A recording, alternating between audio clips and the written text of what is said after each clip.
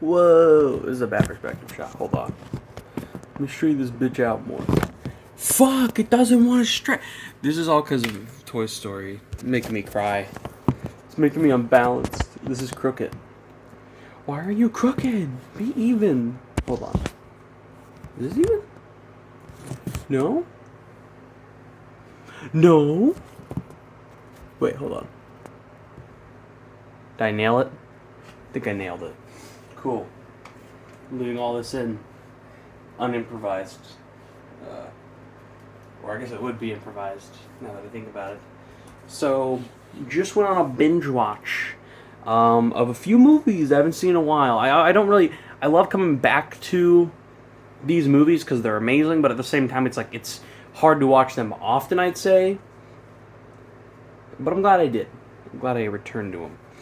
It's been at least 2.5 to 3 years since I've for sure seen two of these. But seeing all four back to back and seeing like the first two, honestly, I don't think I've seen since at least 2019, maybe even 2018, when setting up for the new one to come out, and that is the franchise. If you're stupid, this is the Cars franchise, clearly, which I love. Cars 1, 2, 3, and obviously Cars 4. If they make a Cars 4, I'm fucking done. I swear to God, they better not even try. So no, I own the first one on Blu-ray. I bought this before I bought all these on 4K. Never upgraded it. Maybe I will one day, but streaming on 4K and Disney Plus if I have to watch it in 4K. The Blu-ray looks fine, and all the 4Ks are great too. So yeah, I guess let's talk about them. This is like a very last-minute video. I'm doing tired. Otherwise, I'd edit it more. And I'm not going to. I'm going to make it straightforward, so I'll only have one of the movies at a time. So let's start with Toy Story 1. I'm going to do like 2 or 3 minute reviews of each of these and go over all of them, how I grew up with them, the franchise itself, review all the movies. I'll get into spoilers. I mean, you've probably fucking seen them all. If you haven't seen any of them or you haven't seen them all, get to it. Lightyear's coming out.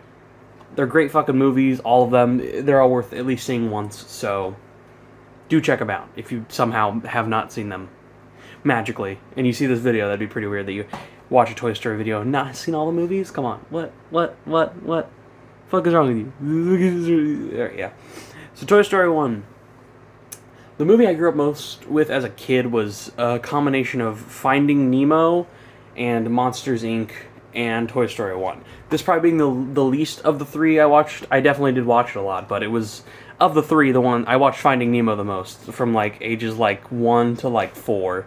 And I watched Monsters Inc. probably a lot, between like 4 to 6.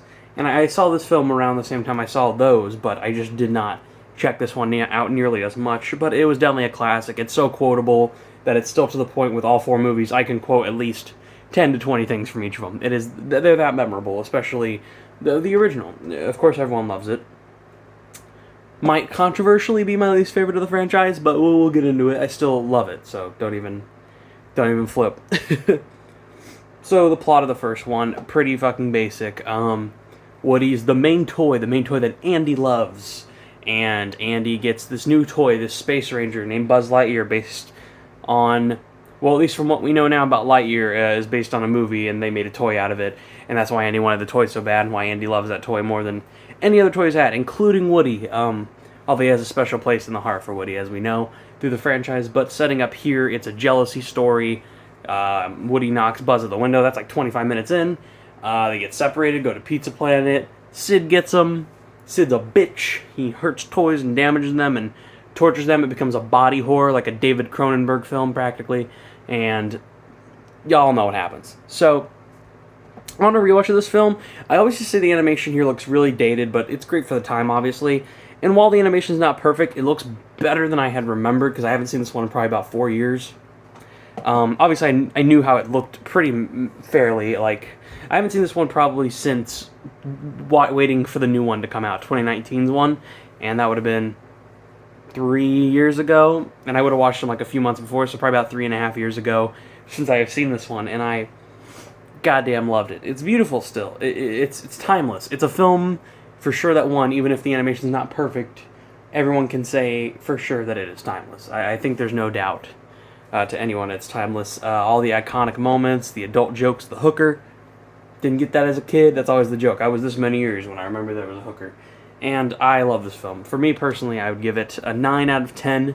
I think it's damn near perfect. I don't think it has the most emotional factor or the grandest story, but it is a classic and for what it means, and it still holds up. Everyone can have fun with this one.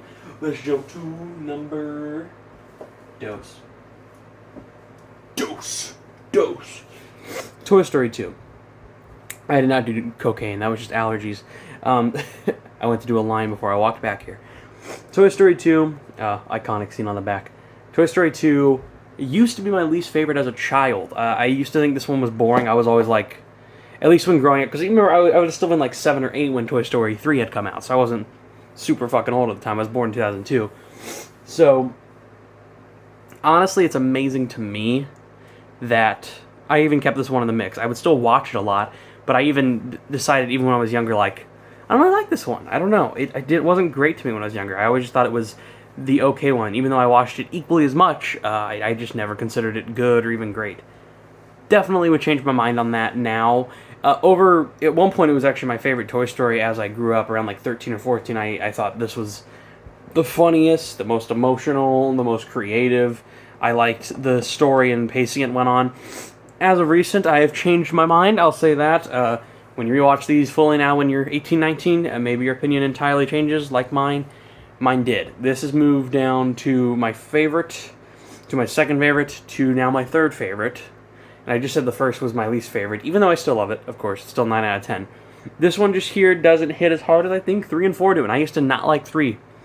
We'll get into that now, in a minute, but so many iconic moments, still really funny. The Jessie scene has me crying like a bitch. My Letterboxd review is, that bitch as Jessie got bailed on. Cried like a bitch. I did. It's so sad. Damn near great movie. Another one that's damn near perfect, even if it isn't 100% perfect. The bloopers at the end are iconic. I'm packing you your angry eyes and Play-Doh. and this world ball. And this key. I don't know what it does, but you never know when you're going to need it. Oh, sorry. I love the bloopers. They're so iconic. Pixar, do more bloopers. Do it for Lightyear. I wonder if they'll have scenes for Lightyear, because it's like all the Toy Story movies have scenes or at least bloopers.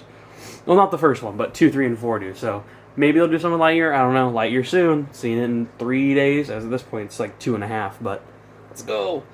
But iconic moment. They cause car accidents, and I swear every single one of these fucking movies, or at least some scene where someone drives a car like a maniac, because the toys cause it, of course, because they're insane. Yeah, this is a classic. I love every scene of it. I think Stinky Pete is basically just Lotso, but I will admit that they did Lotso better than they did Stinky Pete. They kind of rushed Stinky Pete. Even though Stinky Pete's good, played by Kelsey Grammer, good voice acting, not as iconic. Some moments in this one are a little awkward. It's not a perfect paced story, once again. I wish there was more with the Zurg moments, even though they are funny. They're just Star Wars references, but childish, but funny in reference. And it's still a damn classic, and I do cry during the Jessie scene. That deserves a shout-out of its own. On to Tress. Toy Story 3. I could say Tress, because Spanish Buzz is in this movie. What really works about 3? That I kind of adored it when I was a kid. It was my favorite as soon as I saw it there. I was like, that's the funniest one, the most creative one, the most colorful one, most appealing to kids, emotional. My brother, right at the time, went off to college, like maybe a month before the film came out in theater. So that was very emotional to my mom, and that made it emotional to me, as well as the scene of the toys almost tragically dying. And it's not because you knew they weren't going to die, but just the moment of them holding hands, that last moment realization, like, this is where it's really coming to an end, it is powerful. When you're a dumb kid like me, you probably thought they were all going to die, but granted, it just works that well. Lotso is just Stinky Pete. I didn't like that ripoff when I was, as I was growing up, but now I realize that he's a bit more better developed, even if it is way more fucked up and crazy how that story goes. But it is sad, and it is well developed still. Animation, stunning, it just improved so much over... Only that, how many years between this one and 2? 10 years? 11 years? I think it was 11 years. There were 4 or 3 between 1 and 2. I think it was 4 years. Then this one had like 11 years, 10 or 11 years between it. And then this was 2010, and the fourth was 2019. That was 9 years. And every time you see a drastic change, even in just the middleness of 4 years, to 11 years, to 9 years. It still is insane and baffling to me. This was one of the only films nominated for also Best Picture. Believe so. I believe it was Toy Story 3 and Up were the 2 that were animated films that also made it to Best Picture. I think those are the only 2. It won Best Animated Feature. Obviously, if it's the only one to make it into Best Picture. Great film. I adore it more now than I thought. The Ken moments with Barbie are the most funny parts of the movie, in my opinion. Lotso hugging Bear is so goddamn sweet. The pacing of it is amazing. All the characters are iconic. They're parts of everyone's childhood. They get so many moments to shine. It's probably the most they utilize side characters for humor in creative ways throughout the series, so I have to respect it for that.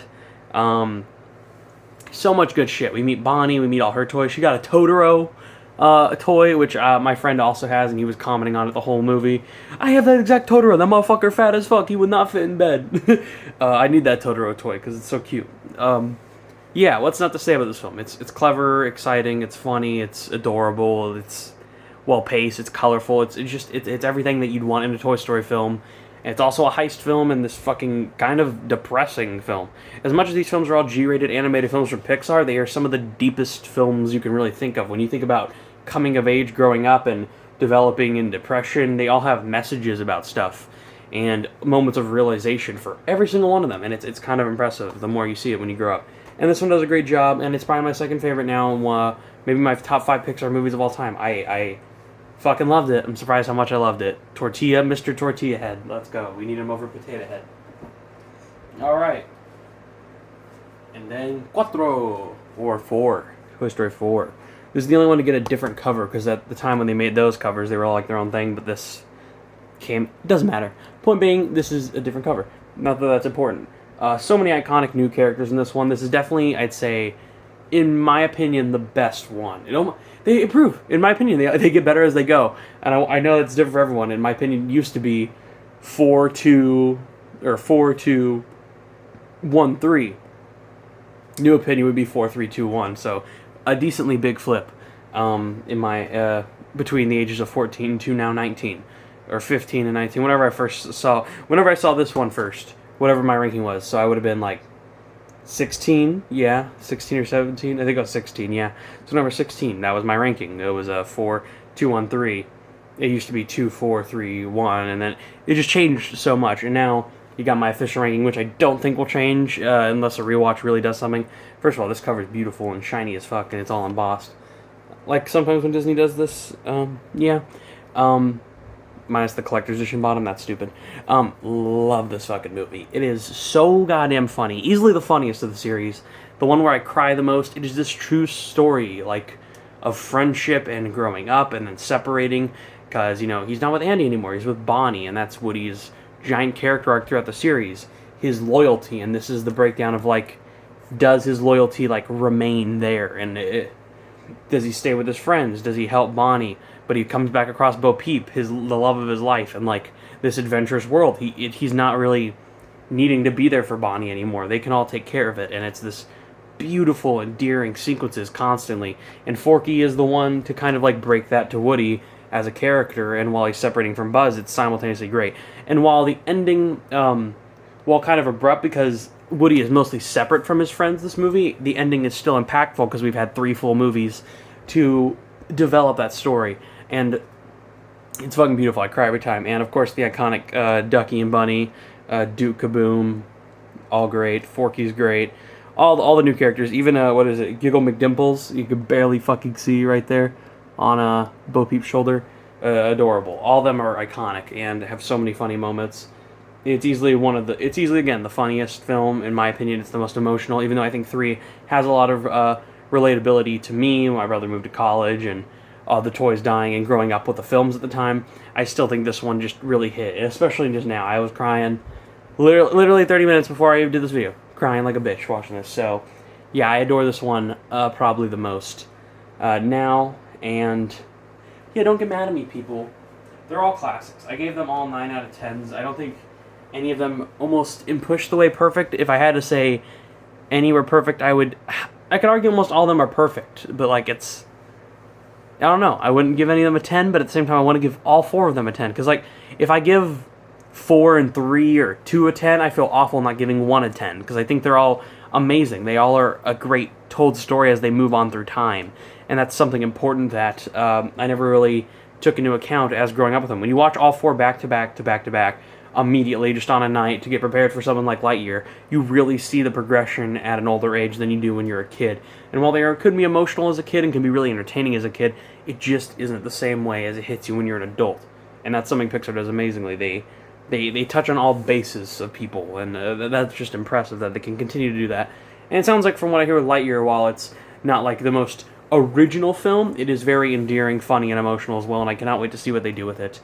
So for me, I'd give the entire Toy Story franchise a 9 out of 10, say it's one of the best franchises of all time, easily. They're all great, none disappoint, and yeah, I'm surprised my opinion's changed, but sometimes that happens, and I'm glad they did. I'm probably going to have to watch part 3 and 4 again. My nephew watched 1 and 2 with me and my friends when we were binging them. He watched it on the TV while I was on the computer. We lined them up. He's probably going to want to see 3 and 4, so... And I don't mind sitting through them again in the next few days if I have to watch them again. So yeah, that's this video. And I did say I was doing classic reviews to people on Instagram. I already recorded a Back to the Future review. It'll probably be up in a week. I'm going to probably just post them after I have so many things to review this week. And I'm going to be saying The Thing and a remaster, so... You know, with this video and the Black Phone review and the Lightyear review that me and Gabriel are going to do, The Thing on Sunday, I'm going to push Back to the Future to next week. I'm going to hope to watch Gremlins so I can review that one, and The Goonies will be last, and I'll get all those videos out next week. Because really next week, the only thing coming out that I will have not seen will be Elvis and Marcellus Shell with Shoes On, and we should be double featuring those, so it'd be one video. And then I need to have other videos come out next week. Those will be the 3 that I plan on. And for E.T. for classic movie reviews, that is going to be pushed till August, as it is getting an IMAX remaster, and I would love to go see it with the family and maybe review it with them. That would be awesome in August, so stay tuned for that one to be a little bit later, but yeah. So, Toy Story franchise, stellar. Get ready for the Black Phone review and Lightyear review coming this week, and The Thing on Sunday at the end of the week, and more shit after that. It's going to be a blast, so... To that I say goodbye. Do I have anything Toy Story related? Me looking like I have fucking something Toy Story related. I don't think I do. I used to have one of the alien plushies, you know, the claw. I could do the claw. Bye. Wait, the claw.